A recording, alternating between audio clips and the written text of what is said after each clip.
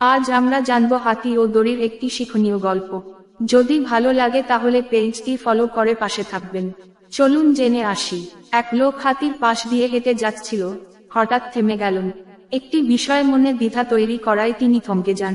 তিনি দেখলেন এত বড় প্রাণীগুলো শুধুমাত্র সামনের পায়ে ছোট্ট একটি দড়ি দ্বারা বাঁধা হচ্ছিল। কোন চেইন বা কোন খাঁচা নয়, এই দড়ি এত বড় প্রাণীর পক্ষে ছেঁড়া খুব মামুলি ব্যাপার।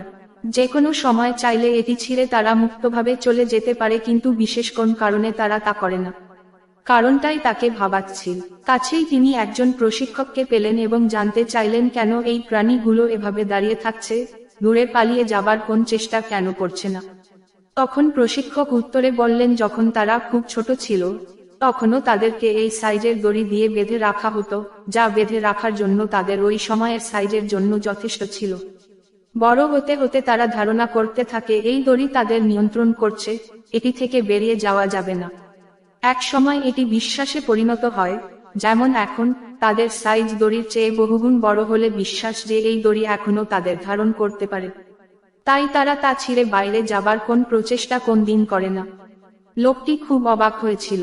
এই প্রাণীগুলো চাইলেই তাদের বন্ধন থেকে বাইরে আসতে পারে, কিন্তু শুধুমাত্র তারা পারবে না। এই বিশ্বাসের কারণে তারা সেখানেই আটকে থাকে, যেখানে তাদের আটকে রাখা হয়। হাতির মতো আমাদের অনেকেই বিশ্বাস করে বসে আছেন যে জীবনে কিছু করতে পারবেন না, শুধুমাত্র জীবনে কোন এক সময় ব্যর্থ হয়েছিলেন এই কারণে। এই গল্প থেকে আমরা শিক্ষা পেলাম যে ব্যর্থতা হলো শিক্ষার একটি অংশ। জীবন সংগ্রামে কখনো হাল ছেড়ে দেওয়া উচিত না।